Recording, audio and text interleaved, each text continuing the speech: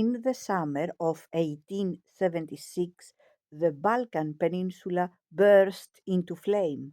The conflagration began when the Serbian Orthodox populations of Bosnia and Herzegovina rose up against their Ottoman masters. Serbia and the neighboring Principality of Montenegro, also Orthodox and Serbian speaking, rallied to their aid, and it was then unthinkable that the only other Slav people in the Balkan Peninsula, the Bulgars, should remain unmoved. Insurrection in the vilayet of the Danube, as Bulgaria was officially styled, broke out in May 1876. It was in itself relatively insignificant, but it was suppressed with almost unbelievable brutality.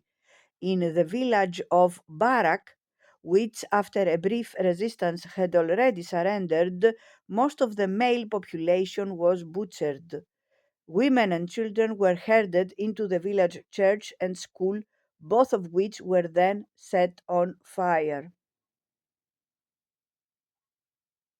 Barak alone lost some 5,000 of its 7,000 inhabitants.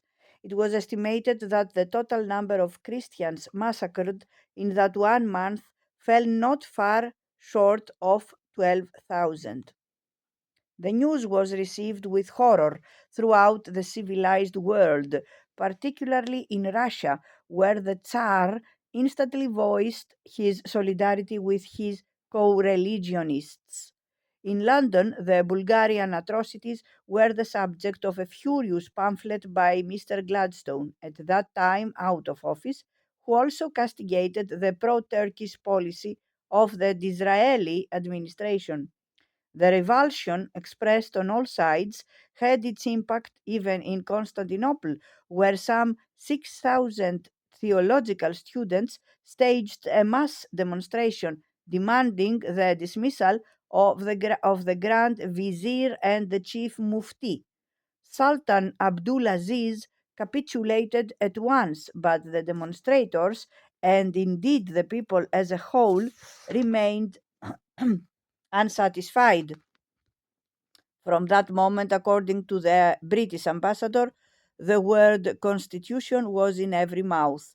Meanwhile, the Turkish army had soundly defeated the Serbs and would have marched on Belgrade had not the powers, now joined by Germany and Austria, put their foot down just in time.